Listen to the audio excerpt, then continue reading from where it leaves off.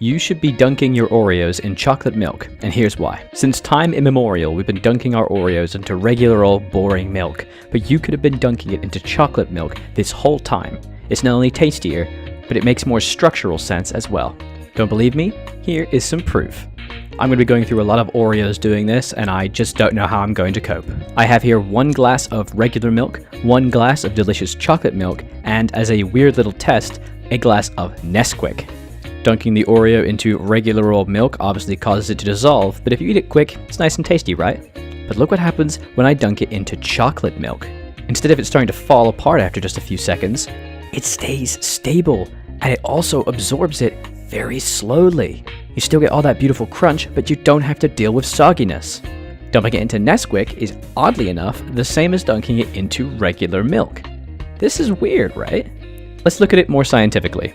Here are 3 jars with the same amount of each type of milk, 1 regular, 1 chocolate, and 1 Nesquik. I'm going to leave an Oreo in each jar for 30 seconds and then take it out and show you exactly how broken apart they are. 30 seconds has passed, and here we go. They're on a plate and looking kinda gross. The regular Oreo falls apart at the merest touch, and if I try and press my fingers against it, it basically implodes in itself and melts on my fingers, staining them for the rest of the video. The chocolate milk, however, in the words of Theresa May, stays strong and stable.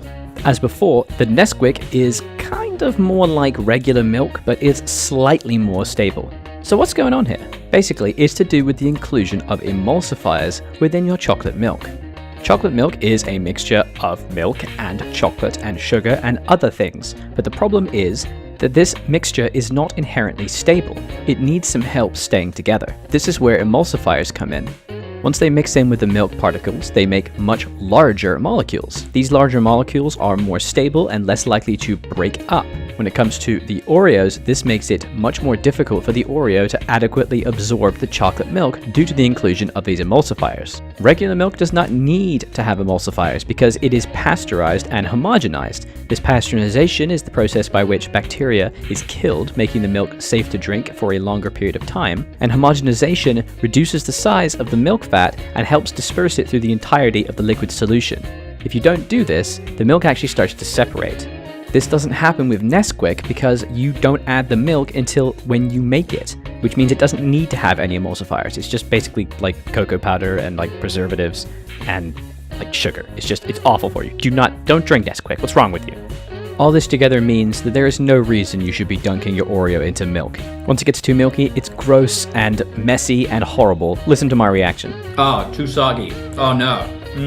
No. If you dunk it in chocolate milk, you don't get any of this. It stays stable and delicious, plus it's even chocolatier.